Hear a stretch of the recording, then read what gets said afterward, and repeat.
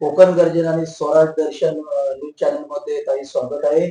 आज आपल्यासोबत कोलाड पंचायत समिती 79 च्या अधिकृत उमेदवार शोभाताई मंगेश शेठ सरपले आहेत. ताई, आज आपण गावागावात वाड्या वस्त्यांमध्ये आज तुम्ही प्रचार करतात. आज आपल्याला नागरिकांकडून कसा प्रतिसाद मिळतो? प्रतिसाद म्हटलं तर खूप चांगला आहे.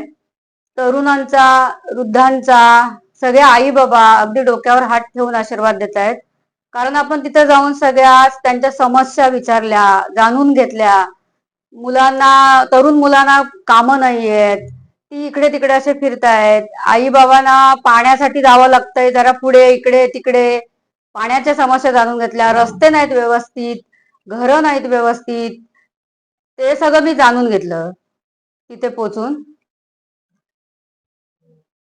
आपण प्रचार करतात, जोरदार प्रचार चालू आहे आपला. आपले नेमके विकासाचे मुद्दे आपण काय घेऊन तुम्ही प्रचारात उतरलेला आहात? विकासाचे मुद्दे म्हणजे प्रत्येक व्यक्तीचे आयुष्यमान कार्ड काढून देणार. केंद्र व राज्य सरकारची सोलन योजना प्रत्येक घराघरात राबवणार. पंचायती करता ऑरलेट योजना शुद्ध जल पाणी उपलब्ध करणार. किसान कार्ड योजना प्रत्येक शेतकऱ्यासाठी राबवणार. पीक विकास योजना प्रत्येक 7/12 धारक शेतकऱ्याला उपलब्ध करून देणार. हायवेचे 2 बोगदे करण्यासाठी हायकोर्टात पिटिशन दाखवलं गेलं आहे, त्याला न्याय मिळवून देणार. गावागावात उन्हाळ्यामध्ये पाणी टंचाई होते. आपण निवडून आल्यानंतर कायमस्वरूपी उपाय काय करणार? पहिलं म्हणजे पाणी योजना अगदी व्यवस्थित राबवणार. अगदी घरोघरी पाणी पोचलं पाहिजे असं राबवणार. ती योजना पूर्ण करणार. आज गावागावामध्ये कचरा व्यवस्थापन ठोस धोरण आपण काय करणार? कचऱ्यासाठी आपण 2 भाग करणार. एक ओला कचरा, एक सुका कचरा, आणि गाव असं स्वच्छ ठेवणार. घरकुल योजना गरिबांपर्यंत वेळेवर पोहोचण्यासाठी तुमचा ठोस रोडमॅप काय असणार? ते म्हणजे आपण अधिकाऱ्यांकडे जाऊन त्यांना विनंती करणार की तुम्ही त्या जे काय घरकुलाचं योजना आहे ती प्रत्येक गावात, प्रत्येक घरात जाऊन व्यवस्थित ते त्यांच्याकडून राबवून घेणार. आम्ही स्वतः सगळे तिथं हजर असणार.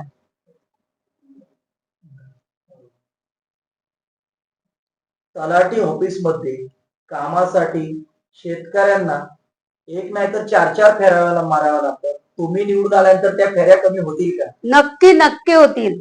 आपण जे 4 फेऱ्यात होत होतं ते एका फेरीत काम करण्याचं आश्वासन देतोय.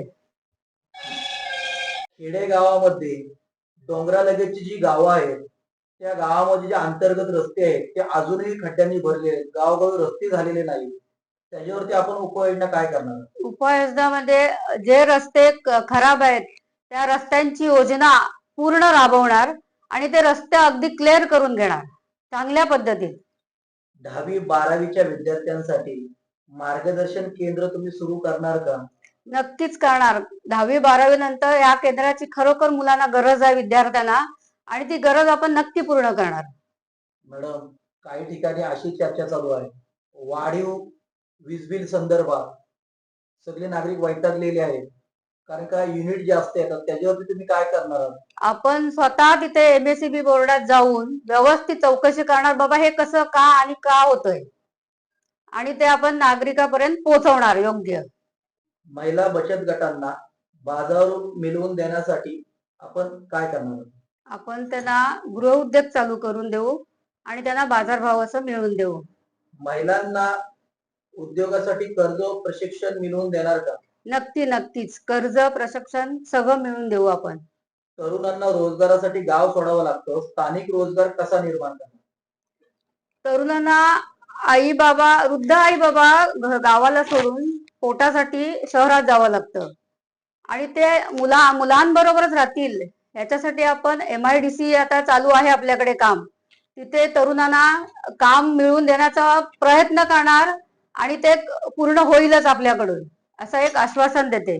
मंगेश सरपले साहेब, आपल्या पत्नी सौ शोभाताई मंगेश सरपले कोलाड 79 मधून पंचायत समितीची उमेदवारी दाखल केली आणि चांगला प्रतिसाद सुद्धा मिळालेला आहे.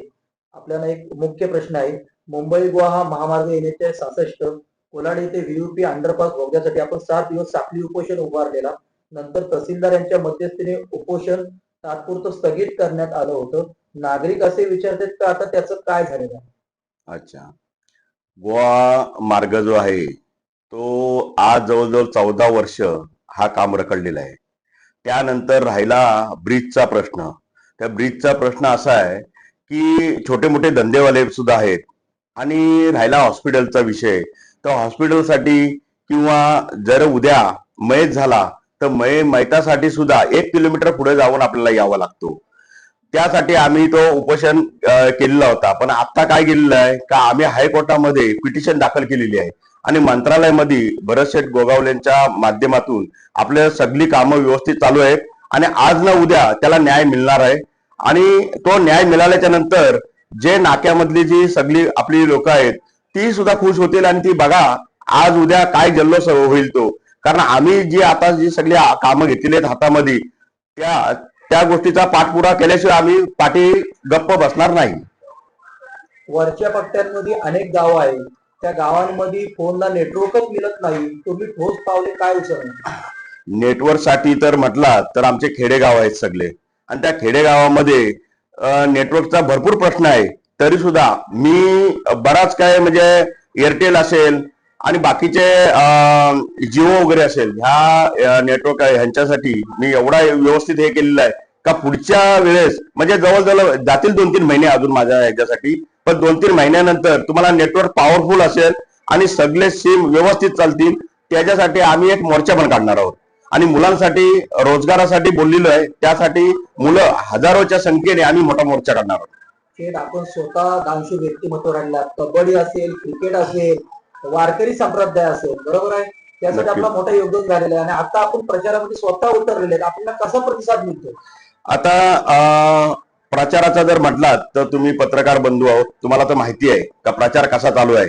आणि राहिला विषय की छोटे मोठे म्हणजे ज्या मुलांना का समजत सुद्धा नाही. आता 12-15 वर्षाची मुलं मला भेटायला आली. आज जवळजवळ 17-18 मुलं होती आणि ती सगळी मुलं सांगतायत का दादा तुमच्यासारखा कोणतरी माणूस आज 15-20 वर्षापूर्वीच यायला पाहिजे होता आणि या राजकारणामध्ये जरासा दाखल व्हायला पाहिजे होता.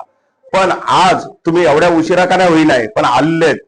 तर आमच्या ह्याच्यासाठी रोजगारासाठी तुम्ही बराच काय करू शकताय. कारण दरवर्षी दरवेळेस आज 20-25 वर्ष तुम्ही देणगी देता. मंदिरं असतील, क्रिकेट असेल, कबड्डी असतील किंवा शिवस्मारक असेल, सगळ्यांसाठी जर तुम्ही कुणाला परत पाठवत नाही ह्याचा अर्थ ह्याच्या पुढे जर काय मिळालेलं असेल मिळण्यासारखा असेल तर आम्हाला खरोखर तुम्ही कधी घरी बोलून आणि आम्ही हक्काने वागणार आहोत. पण आमचा हा सगळा आम्ही आता एवढे दिवस बघतोय ते एवढा साकार करा म्हणतायत. तर मी त्यांना शब्द दिलेला आहे का तुमच्याकडे मी काही मागत नाही. फक्त एक वेळेस एक वोट मागतोय. एवढ्या वर्षांनी एक वोट द्या आणि ह्याच्या पुढे काय मी माझं काम करतोय ते तुम्हाला माझ्या ह्याच्यामध्ये तुम्हाला दिसून येईल.